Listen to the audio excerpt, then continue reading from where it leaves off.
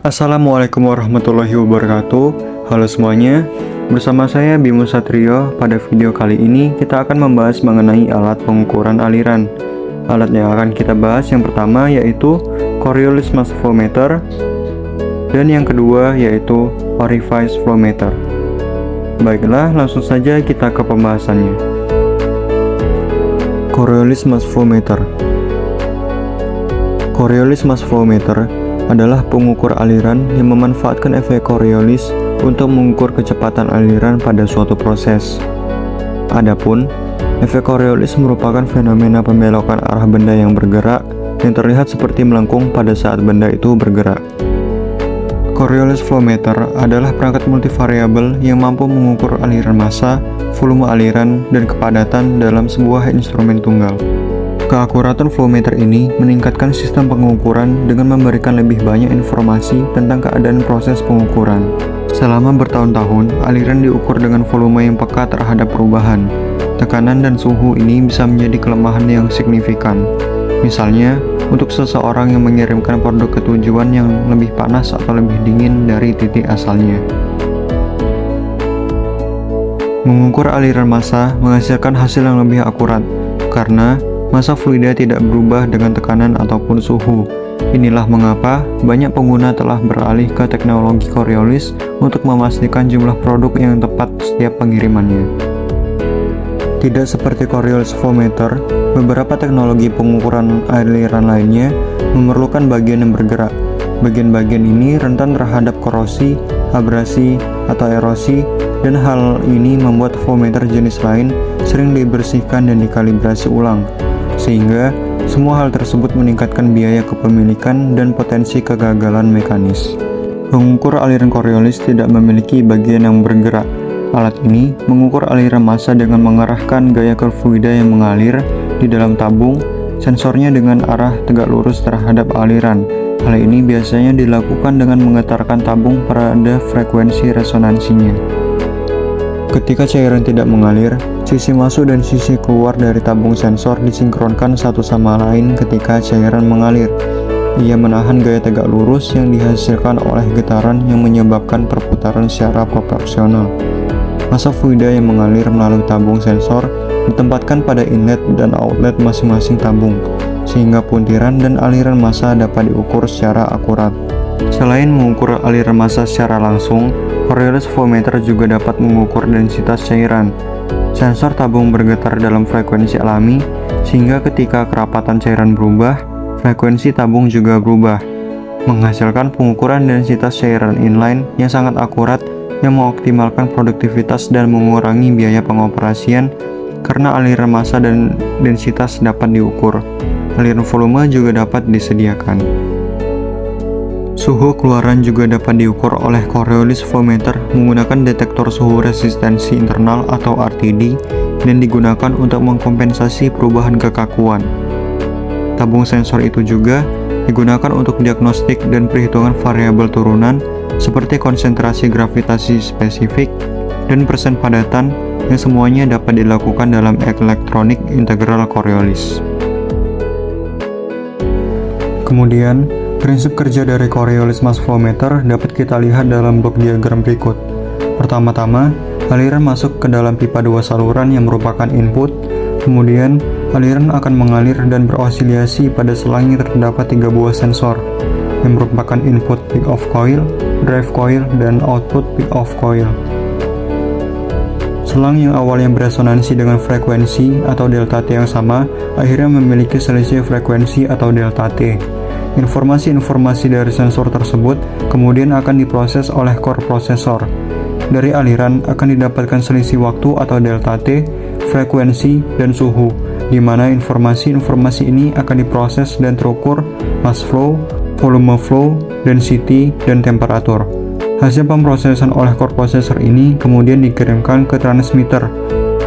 Kemudian, oleh transmitter akan diterjemahkan dan ditampilkan hasil pengukurannya di dalam display.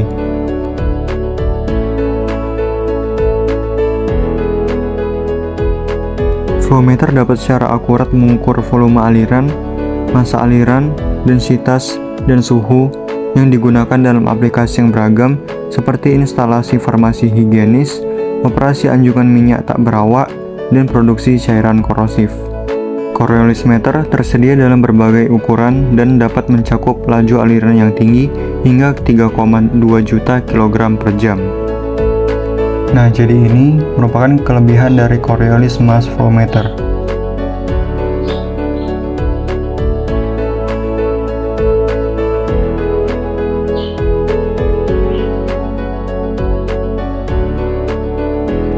Kemudian, kekurangan dari Coriolis mass flow meter yaitu sebagai berikut.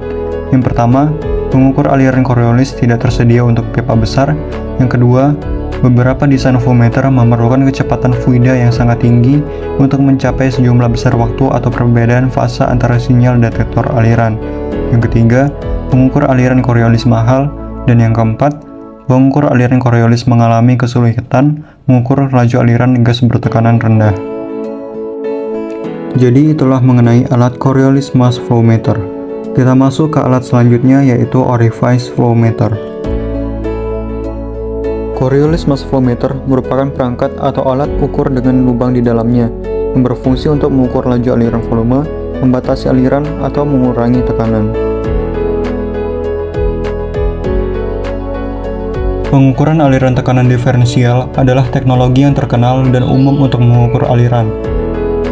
Pengukuran aliran tekanan diferensial terdiri dari dua komponen utama, elemen utama yang dipasang di dalam pipa dan elemen sekunder yang membaca sinyal tekanan diferensial. Pengukur aliran tekanan diferensial menyebabkan penyempitan pada pipa yang menyebabkan penurunan tekanan pada pengukur aliran. Saat aliran meningkat, lebih banyak penurunan tekanan terjadi. Perpipaan impuls mengalir tekanan hulu dan hilir dari pengukur aliran ke pemancar yang mengukur tekanan diferensial untuk menentukan aliran fluida. Prinsip kerja dasar flow meter tekanan diferensial didasarkan pada persamaan Bernoulli yang menyatakan fakta bahwa penurunan tekanan pada meter berbanding lurus dengan kuadrat laju aliran. Laju aliran dihitung dengan mengukur perbedaan tekanan dan mengekstraksi akar kuadratnya. Ada berbagai jenis elemen primer. Jenis yang paling umum adalah piring orifice, tabung venturi, dan tabung pitot. Elemen sekunder membaca tekanan diferensial yang dihasilkan oleh elemen utama. Elemen sekunder yang paling umum digunakan adalah transmitter tekanan diferensial. Transmitter tekanan diferensial dirancang untuk mengubah sinyal tekanan mekanis menjadi sinyal analog atau digital yang menyampaikannya ke sistem atau panel kontrol. Gambar ini menunjukkan transmitter tekanan diferensial sederhana. Jika diinginkan memiliki output yang sebanding dengan aliran, akar kuadrat dari pengukuran tekanan diferensial dapat dihitung oleh transmitter. Komponen transmitter. Transmitter digunakan untuk menyambungkan pemancar ke proses. Sambungan proses yang umum mencakup manifold, pipa impuls, dan elemen utama. Sensor modul. Modul sensor ini menampung sensor. Sensor bereaksi terhadap perubahan dalam proses dengan membuat sinyal yang dibaca oleh elektronik. Bergantung pada jenis pengukuran tekanan, sensor akan menjadi kapasitif atau piezoresistif. Housing. Housing adalah yang melindungi elektronik pemancar tekanan. Housing dapat datang dalam berbagai bahan tergantung pada aplikasinya. Housing dapat aman secara intrinsik dan tahan ledakan untuk melindungi elektronik dari lingkungan yang berbahaya. Ini juga menyediakan penghentian untuk kabel komunikasi di lapangan. Elektronik. Transmitter elektronik mengambil output dari sensor dan mengubahnya menjadi sinyal elektronik standar. Sinyal output pemancar yang paling umum adalah 4 hingga 20 mA. Sinyal ini digunakan oleh pemancar untuk berkomunikasi dengan sistem kontrol. Sebagian pemancar tekanan diferensial industri dilengkapi dengan diafragma sebagai elemen sensor tekanan. Diafragma ini adalah perangkat mekanis. Diafragma ditempatkan di antara dua port saluran masuk tekanan. Dengan melepaskan baut dari pemancar, dapat melepaskan dua flansa dari kapsul tekanan yang memperlihatkan diafragma isolasi. Setiap transmitter tekanan diferensial memiliki dua port tekanan untuk merasakan tekanan fluida proses yang berbeda. Salah satu port ini berlabel tinggi dan yang lainnya berlabel rendah. Pelabelan ini tidak berarti bahwa port tinggi harus selalu memiliki tekanan yang lebih besar daripada port rendah. Apa yang direpresentasikan oleh label ini adalah efek tekanan pada titik tersebut pada sinyal output. Setelah transmitter dipasang di saluran, pengukuran tekanan dimulai pada diafragma isolasi transmitter yang merupakan cakram fleksibel tipis yang biasanya terbuat dari bahan logam atau keramik. Ini adalah bagian dari pemancar yang bersentuhan langsung dengan media proses. Kerutan konsentris pada logam diafragma memungkinkannya melentur dengan mudah dengan tekanan yang diberikan. Saat tekanan proses meningkat, diafragma isolasi mulai melentur. Perubahan tekanan kemudian ditransfer dari diafragma isolasi ke sensor transmitter. Biasanya, terdapat minyak di belakang diafragma isolasi yang didorong ke sensor oleh diafragma isolasi yang melentur. Sensor secara inheren mengukur perbedaan tekanan, diterapkannya di antara kedua sisinya dan mengubah menjadi sinyal listrik. Dan akhirnya, didapatkanlah hasil pengukuran aliran fluida. Baiklah, bagian selanjutnya yaitu kelebihan dan kekurangan orifice flow meter. Orifice flow meter memiliki kelebihan sebagai berikut.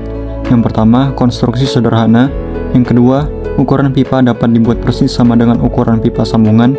Yang ketiga, harga pembuatan alat cukup murah. Yang keempat, output cukup besar. Yang kelima, mudah dalam pemasangan. Yang keenam, mudah dalam penggantian. Kemudian, kekurangan dari orifice flow meter yaitu yang pertama, jika terdapat bagian padat dari aliran fluida, maka padat bagian tersebut akan terkumpul pada bagian pelat di sisi inlet. Yang kedua, jangkauan pengukuran sangat rendah. Yang ketiga, dimungkinkan terjadinya aliran turbulen, sehingga menyebabkan kesalahan pengukuran jadi besar karena tidak mengikuti prinsip aliran laminer. Dan yang terakhir, tidak memungkinkan bila digunakan untuk mengukur aliran fluida yang bertekanan rendah. Nah, selesai sudah pembahasan kita mengenai Coriolis mass flow meter dan orifice flow meter. Semoga dari video ini bisa memberi wawasan dan manfaat untuk kita semua. Berakhirlah pembahasan kita pada video ini. Sampai jumpa.